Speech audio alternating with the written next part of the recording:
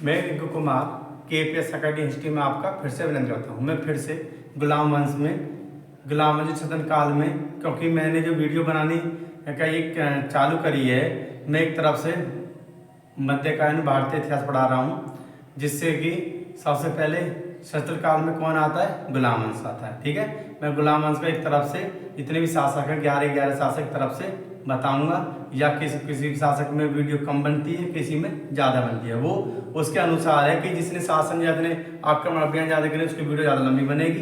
तो इससे पहले क्या था वीडियो में कि मुजिमुद्दीन बैराम शाह, ठीक है, मुजिमुद्दीन बैराम शाह की 3 बार याद रखना। ठीक है, नंबर 1, उसने एक पद का नया पद का गठन किया। नंबर 2, उस पर पहला व्यक्ति जो चुना था, नियुक्त किया था, वो एदगिन किया था। और नंबर 3, भारत पर पहला मंगोल आक्रमण किस काल में, मुजिमुद्दीन बैराम शाह काल में। और इसका जो नया पद था उसका क्या नाम था, नायब मुल्कियत पद था। इस नायब मुल्क पद पर प्रथम व्यक्ति कौन चुना गया था, कौन नियुक्त किया गया था, वो एदगिन किया गया था। ठीक है, फिर तीसरा क्वेश्चन आता है कि भारत पर पहला मंगोल आक्रमण किसके शासनकाल में हुआ था, तो किसके शासनकाल में, मुजिमुद्दीन बैराम शाह काल में। और कब, कौन सन में हुआ था, 1241 ईस्वी में। ठीक है, इसका विरोध जब 1241 ईस्वी में और मुजिमुद्दीन बैराम शाह की मृत्यु कब हुई थी, 1242 में सैनिक के द्वारा इसकी हत्या कर दी गई थी। उसके बाद में जो शासक कौन बना था दिल्ली के शासन पर, जो गद्दी पर बैठा था, वो बना था आपका अलाउद्दीन मसूद शाह। अलाउद्दीन मसूद शाह था, शमसुद्दीन का जो पुत्र था फिरोज शाह, उसका ये लड़का था। कौन, अलाउद्दीन मसूद शाह। और इस अलाउद्दीन मसूद शाह के इसमें भी 2-3 पॉइंट हैं। अलाउद्दीन मसूद शाह, इसका शासनकाल 1242 से 1246 ईस्वी तक रहता है। इसमें क्या है कि जो पहला पद, जो नया पद जो गठन किया था, नायब मुमलिकत, वो पद पर पहले कौन था व्यक्ति, एदगिन था। और इस पद पर कौन नियुक्त किया गया था, आपका कुतुबुद्दीन हसन गौरी। कौन, कुतुबुद्दीन हसन गौरी। एक बात और कि इस पद में जो नायब जो पद था, इसमें समझ जो शक्तियां थी वो किसके द्वारा, समझ जो शक्तियां थी वो किसके अधीन कार्य हो गया था, नायब के। ठीक है, ये क्वेश्चन पूछा जाता है कि जो अलाउद्दीन जो मसूद शाह था, इसके शासन काल में समझ शक्तियां नायब के पास थी। ठीक है, ये क्वेश्चन पूछा था, समझ शक्तियां किसके पास थी, जो आपका ये पद था, नायब मुमलिकत जो पद था, इसके समझ शक्तियां ये कुतुबुद्दीन हसन गौरी के साथ थी। उसके बाद में क्या होता है, अलाउद्दीन मसूद शाह 1242 से 1246 ईस्वी तक। उसके बाद में इसके शासनकाल में नायब मुल्कियत पद पर नियुक्त कौन किया गया था, मलिक कुतुबुद्दीन हसन गौरी।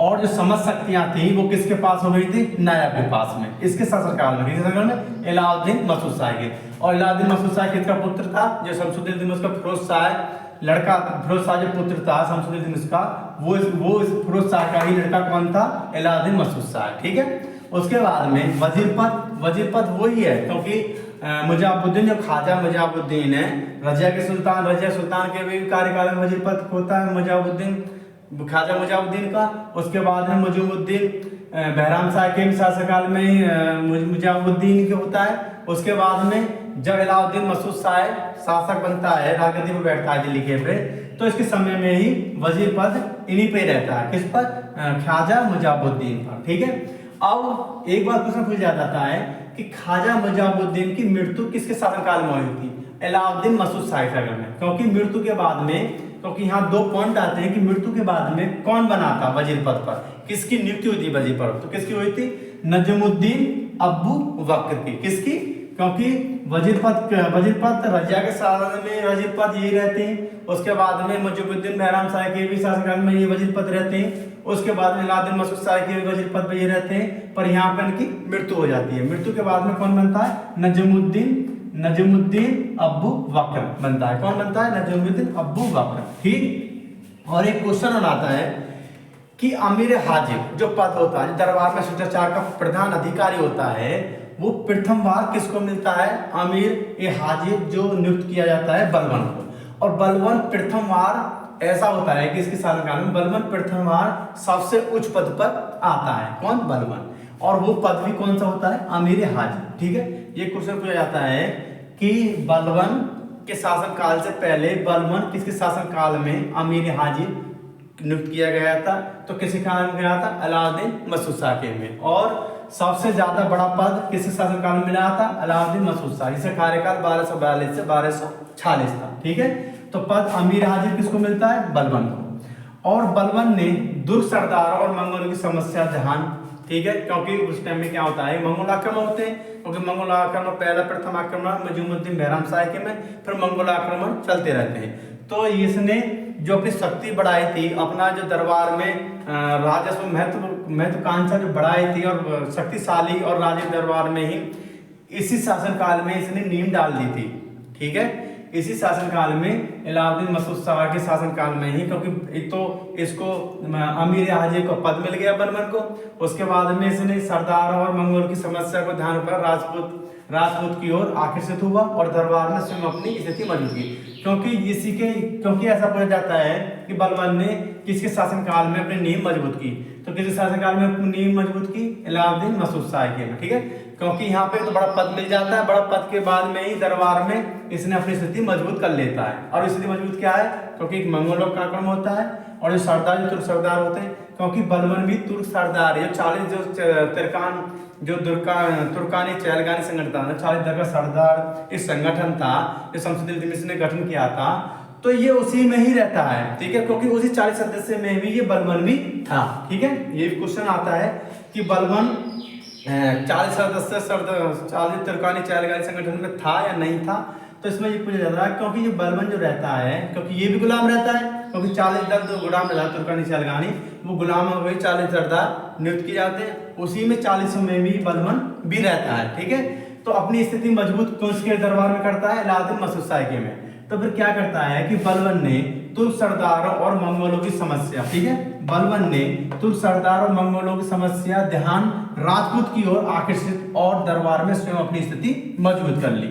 उसके बाद में बलबन ने अलाउद्दीन मसूद शाह की हत्या कराने के बाद, ठीक है, अलाउद्दीन मसूद शाह की हत्या करवा दी किसने? बलबन ने। क्योंकि बलबन की हत्या करने के बाद में जब अलाउद्दीन मसूद शाह की हत्या हो जाती है, हत्या होने के बाद में जो इल्तुतमिश का, जो शमसुद्दीन इल्तुतमिश का जो एक चेष्ट पुत्र था, मतलब पोता था बड़ा, उसको नासिरुद्दीन महमूद को, ठीक है, बलबन क्या करता है कि जो शमसुद्दीन इल्तुतमिश का जो पोता था बड़ा, क्योंकि अलाउद्दीन भी पोता था, तो ये किसका था? फिरोज शाह का। शमसुद्दीन इल्तुतमिश का ये पुत्र था फिरोज शाह का कौन था? अलाउद्दीन मसूद शाह।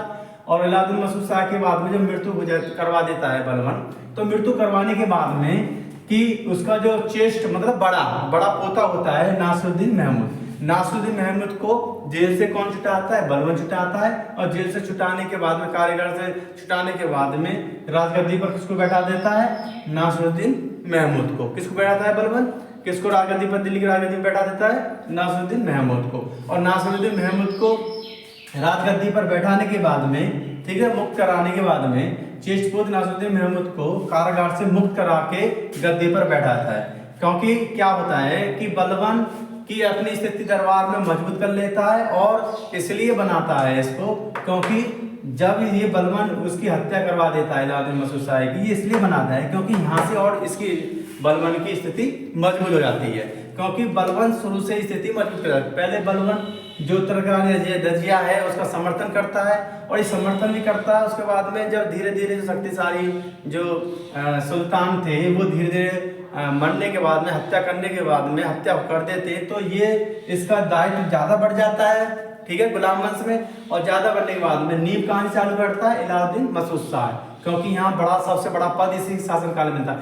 शुरू में ये सेनापति भी रहता है और आसुसाला का भी कई पद मिलते हैं, छोटे छोटे पद मिलते हैं, पर सबसे बड़ा जो पद मिलता है, उस उपाधि मिलती है वो अलाउद्दीन मसूद शाह के में, जो उपाधि होती है अमीर हाजी। ये भी क्वेश्चन पूछता है कि जब बलबन के शासन से पहले बलबन किस पद पर था, तो और किसके शासनकाल में? अलाउद्दीन मसूद शाह के शासनकाल में किस पद पर था? अमीर हाजी में। और ये इसलिए ही बैठाता है नासिरुद्दीन महमूद को, क्योंकि इससे यहाँ से शासन यहाँ से तो मजबूत होता ही है, क्योंकि 1242 से 1240 तो मजबूत था। और आगे चलकर ये नासिरुद्दीन महमूद शाह चलकर ये फिर एक वंश चालू करता है, बलबन वंश, ठीक है। तो ये यहाँ तक एक छोटा सा ही है, ये ज़्यादा लंबी वीडियो नहीं है, जो 2-4 इसमें क्वेश्चन है। ठीक है, केपीएस अकेडमी हिस्ट्री चैनल को सब्सक्राइब करें, लाइक करें, बेल आइकन को प्रेस करें, शेयर करें और दोस्तों को शेयर करें और कमेंट करें। ठीक है, धन्यवाद।